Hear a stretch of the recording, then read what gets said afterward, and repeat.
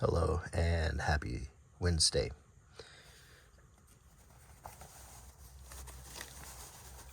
So today we're looking at the Detroit News from May 24th, 1958. This paper cost 7 cents. The top story is United Auto Workers has secret orders if their contracts expire. This was a top story for Detroit because Detroit in 1958 was the automobile manufacturing capital of the world.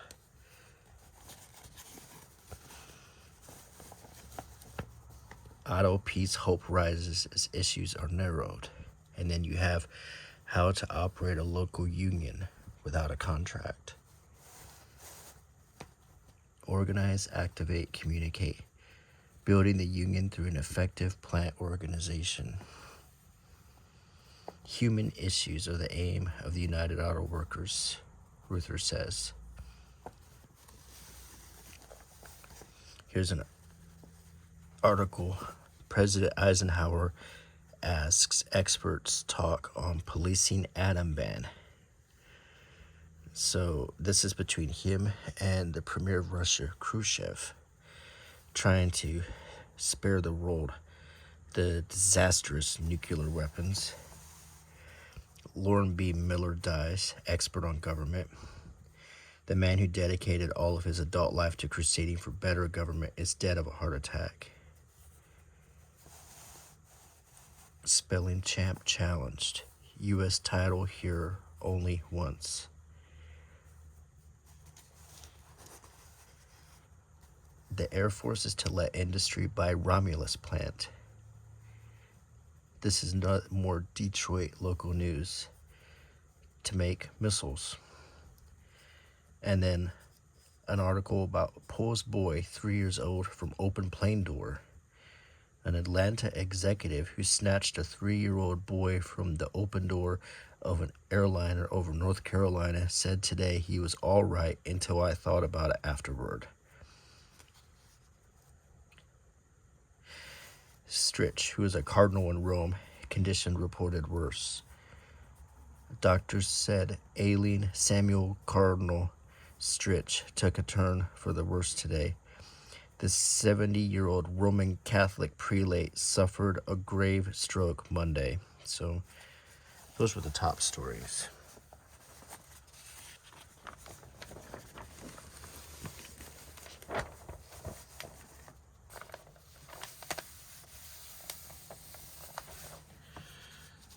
We have more news on the union contract issues right here. UAW's man of the hour. Wearing dark glasses, UAW President Walter P. Reuther leaves union's tension-packed strategy session.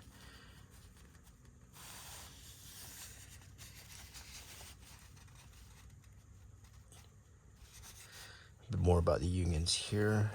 Going all the way to Washington.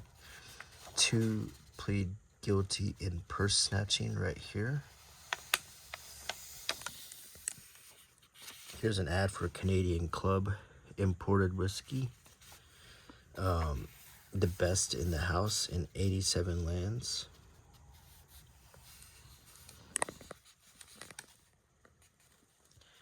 Three fishermen from Detroit feared lost. Bad Axe, a place in Michigan. 3 Detroit fishermen were missing and presumed drowned today in Saginaw Bay. Huron County Sheriff's deputies identified the men as Peter Steyer, Dick Hughes, and Arthur Smith, all of Detroit. They were using a 16-foot boat, and it seems to have capsized.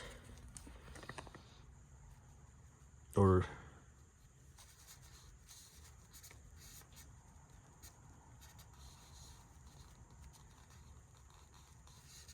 life preservers and oars which were in the boat were not found, raising the possibility that the men still may be alive and drifting in the bay. So maybe they fell out of the boat. I hope they got found. Clement Attlee, the Britain's former Labour Right Prime Minister, is entered a London hospital last night for a hernia operation. Attlee, who's now an Earl, is expected to remain in the hospital about 10 days.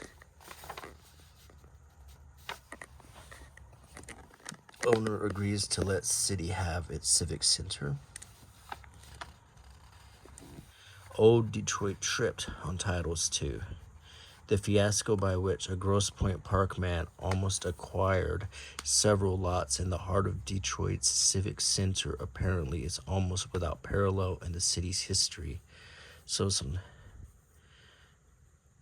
he thought he recalled reading about a fire station being lost in a tax sale this way about a half a century ago. So, wow. Owner might have become a millionaire. 19 arrested at raids at boxing gym. What were they arrested for? 6 women and 13 men were arrested at 3:30 a.m. today in a raid on an alleged blind pig in the West Side Gym. What's a blind pig?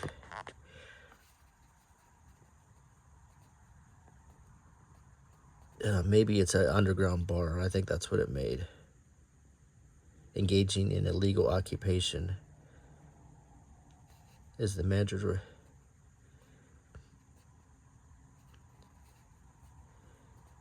Yeah, they went in and bought alcohol undercover, so it was an illegal bar. I guess there's still some of that speakeasies going on in 1958. Security units, dainty chief urges GOP women to work. Short course teaches him lesson. It's May. Robbers hit Dearborn office again.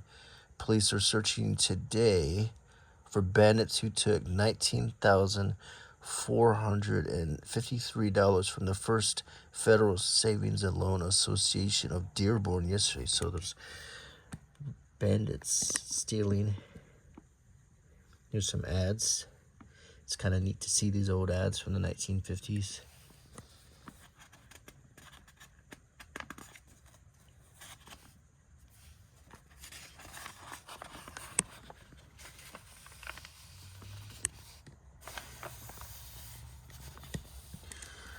We have here in the week's wake, it has not, of course, escaped anyone's attention that the real justification for any tax, including the wartime emergency excise on automobiles, is the government's need for money. So this is an editorial about tax. Tax is a common topic for editorials. The public letterbox, U.S. foreign policy, and you see smoke from Canada, Latin America, Indonesia, Lebanon, France.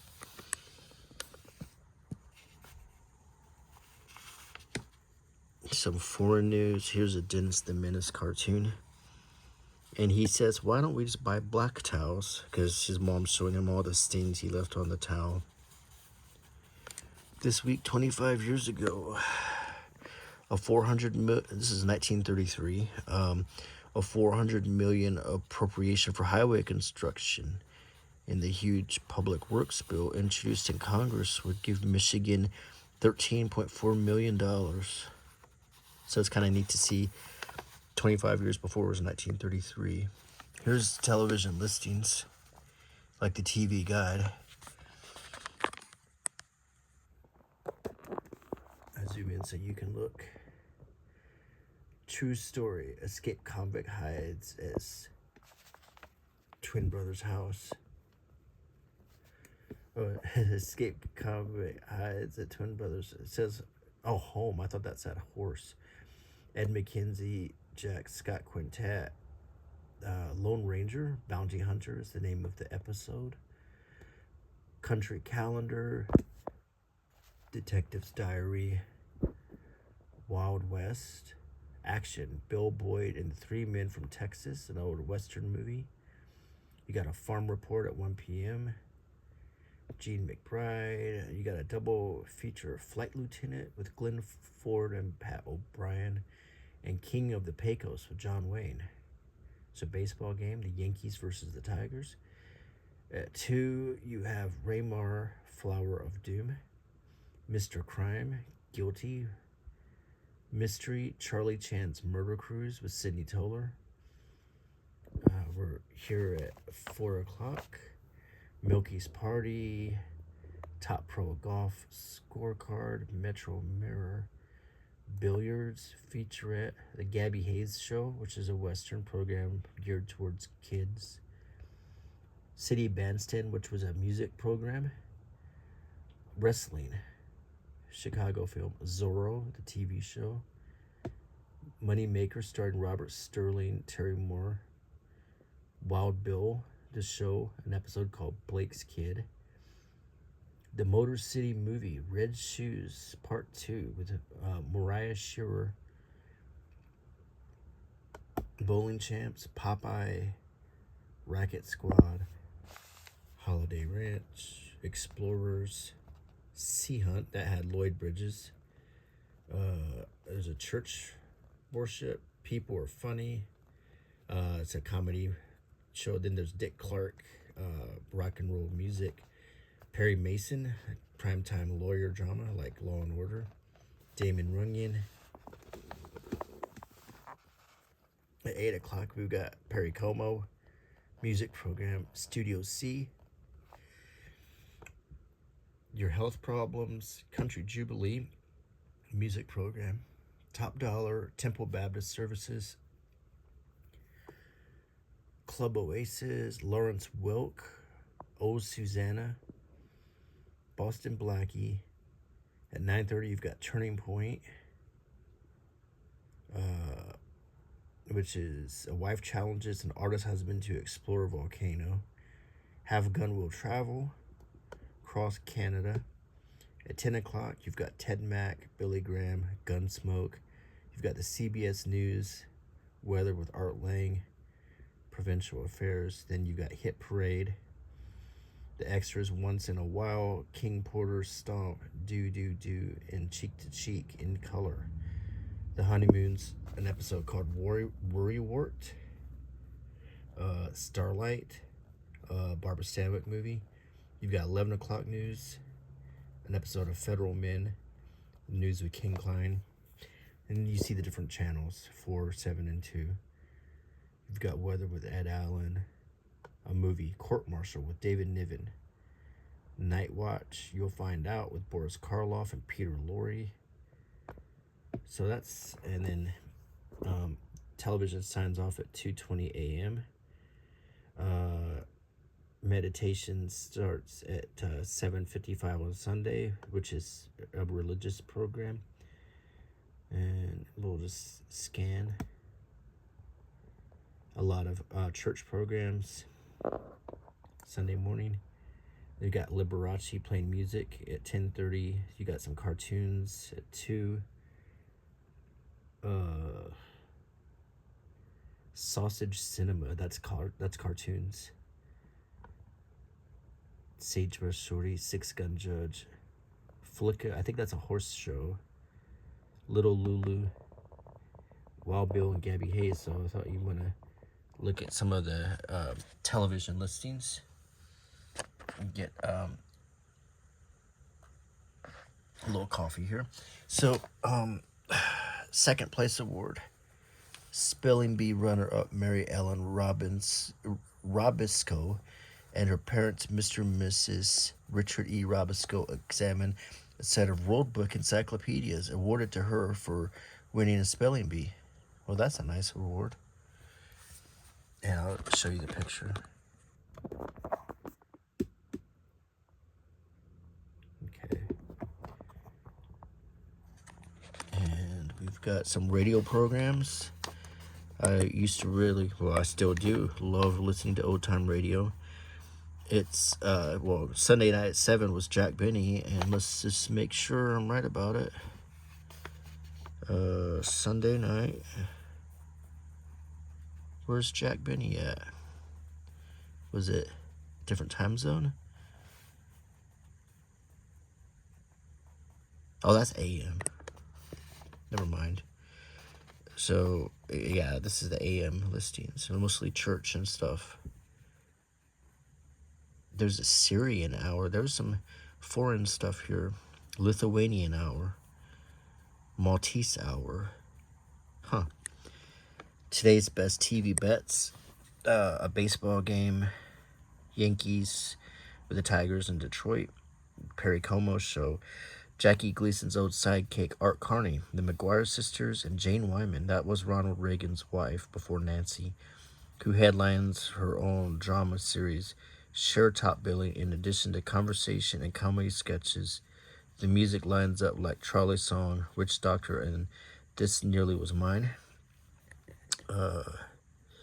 Club Oasis is a good pick. Lawrence Welk is always a good pick with the Lennon sisters. Have a Gun Will Travel. The nation's oldest active actress, Adeline DeWalt Reynolds, helps Richard Boone save a Mennonite family from a town tyrant.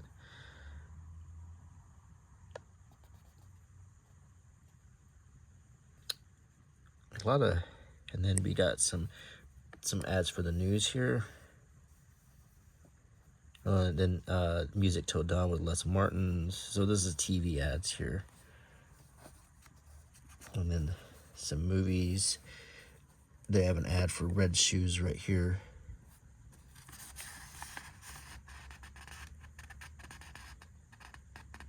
Here's something. Don't fall for the new IQ fad. IQ tests were a big deal in the 50s.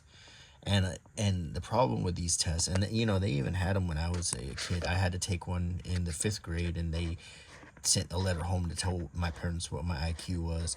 But this was not necessarily a good thing, because it would basically condemn a child if he had a low IQ to believe for the rest of his life that there was something wrong with him.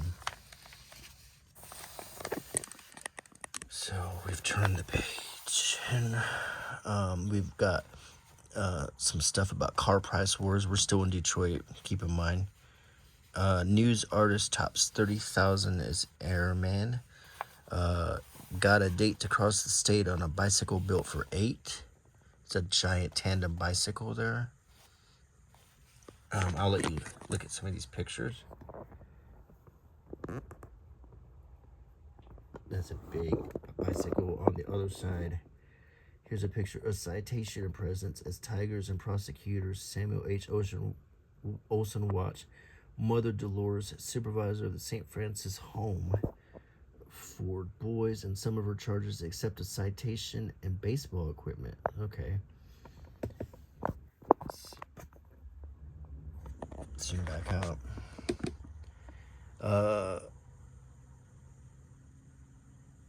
Then this is talking a little bit about jalopies and drag races and hot rods and stuff, which was a big thing in the late 50s, where kids would love to take apart cars and put them together and make hot rods.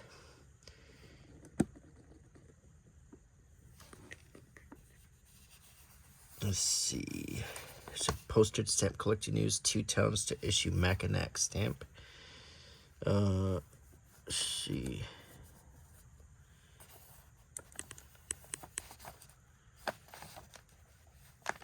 Life with What Mother Makes Men. M Regents draft cuts in service to fit budget. Call threatens life of professor at talk. A Highland Park junior college professor attended a Michigan Federation of Teachers convention here under police guard today after his wife reported receiving an anonymous telephone call threatening his life. Goodness gracious.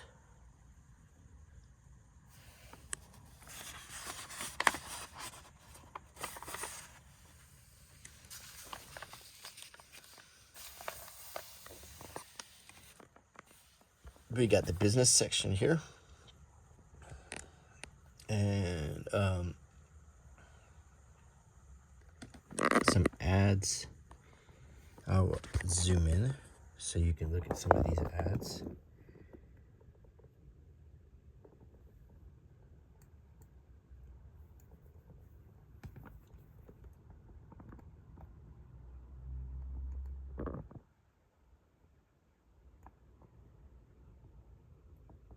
old ads from the 50s. And on the next page is sports. Al Colleen, Bob Turley, Ray Fisher,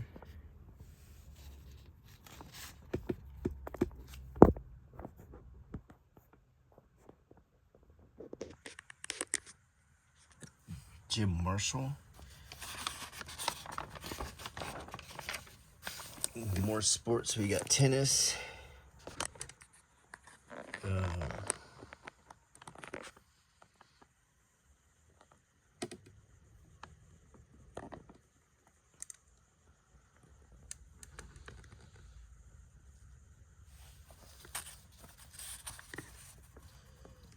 Three of Hamtramck highest tennis title holders. Right here.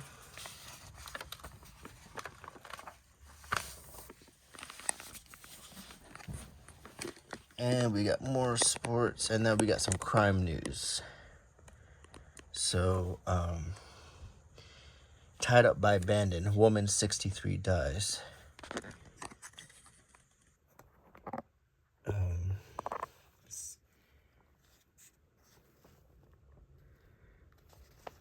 Bound and gagged by a hold-up man who got $30. A 63-year-old woman died of a heart attack while struggling to free herself, an autopsy showed today. The victim was Mrs. Mamie Davis, who was robbed in her home at 6144 Townsend on the Near East Side yesterday afternoon. A roomer, Mrs. Rose Armstrong, 85, told police the robbery occurred around 1 p.m. She described the gunman as 40 to 45 years old, 5 feet 6 inches, 150 pounds, with a small mustache. She said the gunman herded Mrs. Davis and her into a bedroom and left them tied while ransacking the rest of the house. He told them, "I'm a desperate man. I killed one woman this morning. Give me your money. I know you have some because I work with your husband." Mrs. Davis's husband, Willie, is a machine repairman at the Chrysler plant on Jefferson. Police said they do not believe the man's boast about an earlier murder because none was reported.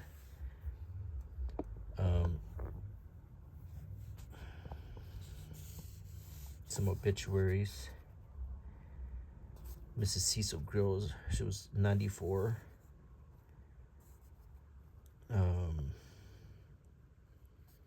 She came from Cornwall, England in 1887. Robert C. Hurston, he was only 37. Laura Carrick, she was 59. Hoffa trial witness hit by the fence. The defense sought yesterday to cast doubt on the credibility of the government's star witness in the Teamsters president James R. Hoffa wiretap conspiracy. Rudolph Dolicki, an unemployed actor, underwent questioning which traced his background to the age of 10. Dolicki, a former New York State policeman, also was chief witness in the first trial, which ended in a hung jury. On trial with Hoffa are Owen Brennan, head of Detroit Teamsters Local 337, and a professional wiretapper, Bernard Spindle.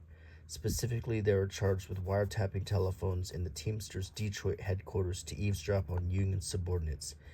Under questioning by attorney Arnold Fasler, counsel for Spindle, Dolicki listed 33 occupations, including machinist, railroad worker, and bodyguard, elevator operator, and private detective, as well as state trooper for 18 months.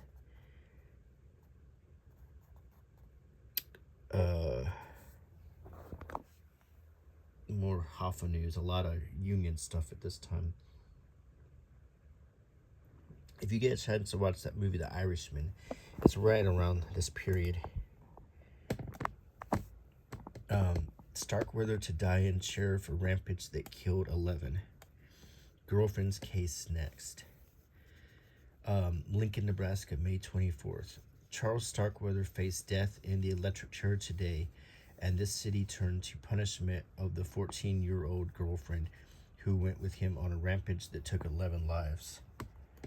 The girl, Carol Ann Fugate, never appeared at the trial of the 19-year-old mass killer, which ended yesterday with a jury finding him guilty of murder and committing him to execution.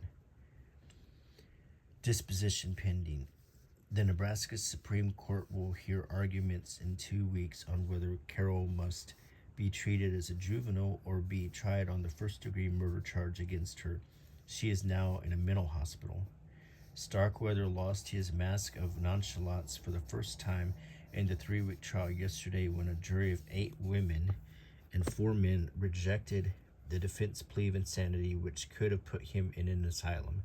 The smirk was off his face. The chewing gum for once was gone, and he looked pale and young in an open-neck green shirt as he was led in chains from the courthouse. He said not a word in the courtroom, but outside the court he told reporters, "I don't think they tried me for Jensen. They tried me for the whole thing." Plans appeal. Robert Jensen, 17, a high school boy, was one of Starkweather's victims and the one whose murder he was tried. T. Clement Gone, the defense attorney who entered the insanity plea over Charles' objections and those of his mother, said execution was at least a year away. He will appeal to the state Supreme Court, and he said he felt there were constitutional issues sufficient to be taken to a federal court. The jurors were reluctant to talk about their verdict. It was learned they took 6 ballots, and on the first, 3 women and 1 man voted to find him guilty but set the punishment at life imprisonment. So that's the Starkweather case, which was the topic of one of my videos a few weeks ago when I was looking at a book that I got about Starkweather, and I'm going to follow up because the author of that book reached out to me with some comments, and he helped me obtain a first edition that he autographed for me, and I'm going to be showing that pretty soon. So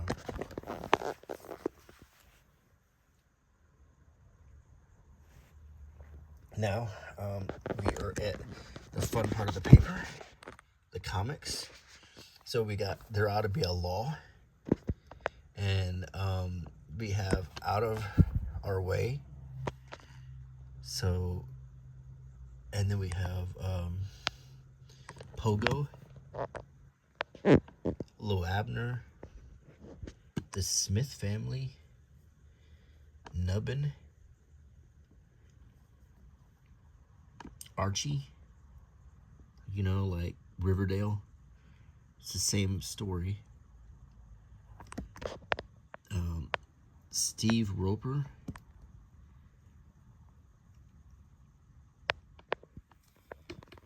Mary Worth, Alley Oop, Priscilla's Pop, Freddie, Carrie Drake, and William. And here's an ad for Wrigley's Spearmint Chewing Gum.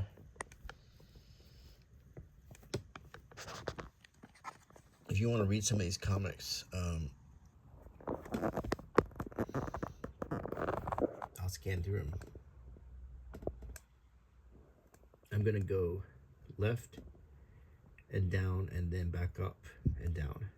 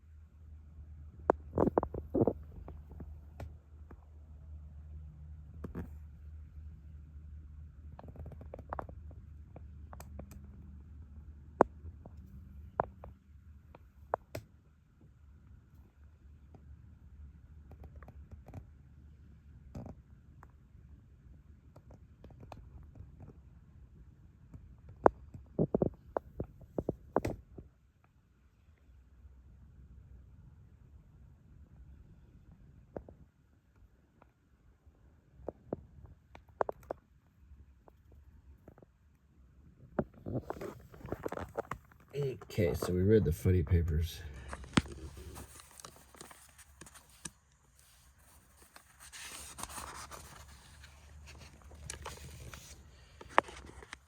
And we get some more, this is religious news here.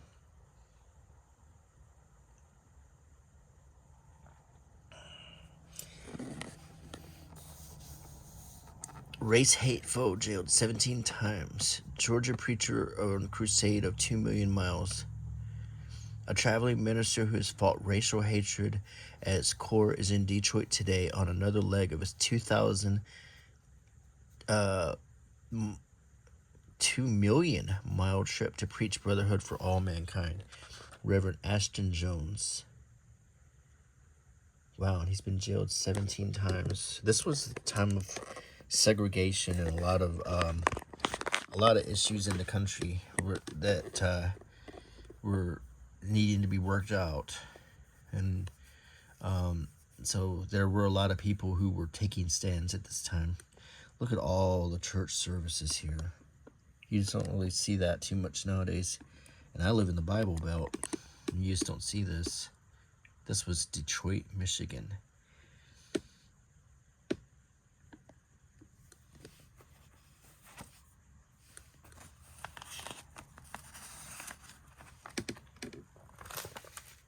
And we got the movie guide. All the movies playing. And I'll let you read some of it. If you're interested in movies, you might like this part. All the different cinemas. And you'll see movies like Glenn Ford, The Sheepmen here. All kinds of westerns. Wild as the Wind. Witness for the Prosecution with Charles Lawton. Hot Rod Rumble. The Young Guns. Run Silent, Run Deep. I think, did they have Ronald or Clark Gable? That's right. Run Silent, Run Deep was a big one. I mean, I watched that one on TV. Here was South Pacific, which was a really big movie. This movie was particularly hit a soft spot for a lot of World War II veterans who served in the Pacific, because it reminded them of their youth and of a beautiful place that the Marines or the Army or the Navy sent them to. Many of them fell in love when they were over there. So that was a very popular movie for lots of reasons. It made a lot of men nostalgic for their military days. The Horror of Dracula. St. Louis Blues with Nat King Cole, Eartha Kitt, Cab Calloway, Ella Fitzgerald. The Bridge on the River Kwai with Alec Guinness and William Holden. Stakeout on Dope Street, that looks like an exploitation. And God Created Women with Bridget Bardot. The Sheepmen with Glenn Ford and Shirley MacLaine. 10, North Frederick. Gary Cooper. That was, don't underestimate the importance of that movie right there. And then there's all the different movie theaters in Detroit. And this movie guide. There's an article about Jack Lemmon's pleasant attitude. Back then, actors acted nice and got along with people, and they were beloved for that.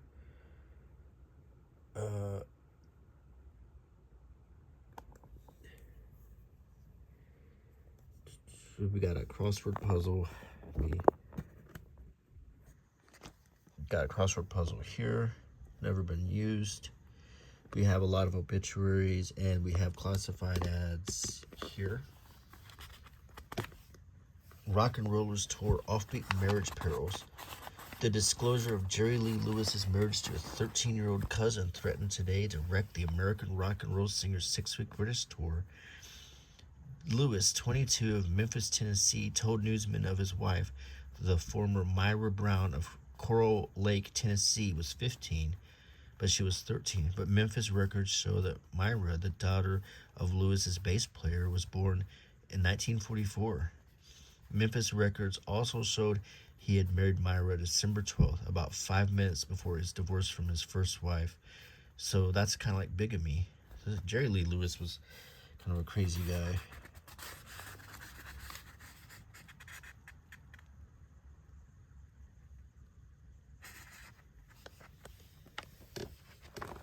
more classified ads. It's Detroit, so there's lots and lots of classified ads. Places to rent. If you get your time machine, you can find yourself a house. You can buy yourself a radio and a car for a few $100s.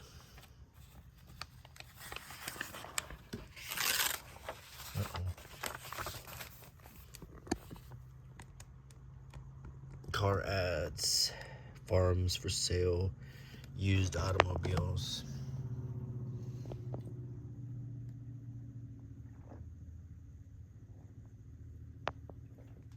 Some coffee. Trailer homes, tractors, airplanes. And we get to the last page. And let's look at what we got here.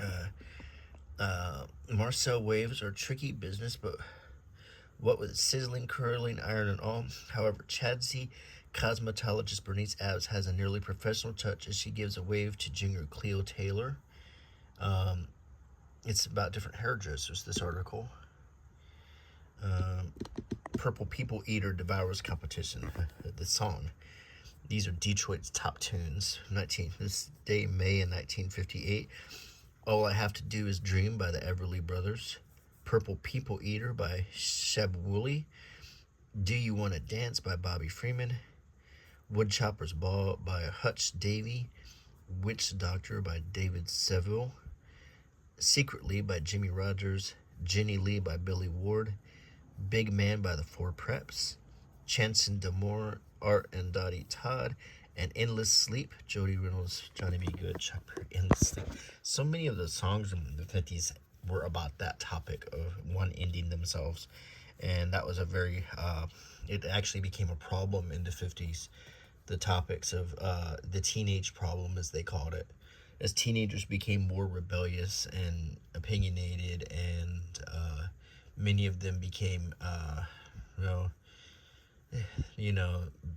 this is not the baby boomers. These were called the silent generation.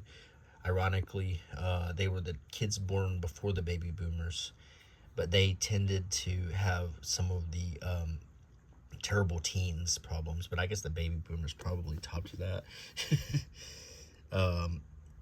And nothing against baby boomers. I'm a child of baby boomers, so I'm not insulting anybody here. It's not like my generation's all that great either. Let's see. But this is so this wraps up 1958, and we just went through the entire paper slowly, but I hope you enjoyed it and got something out of this.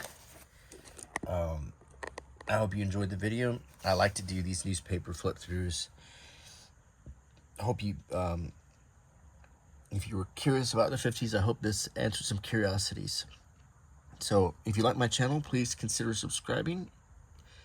Click the bell icon, leave a comment, a thumbs up, and I will see you later on this week. Bye.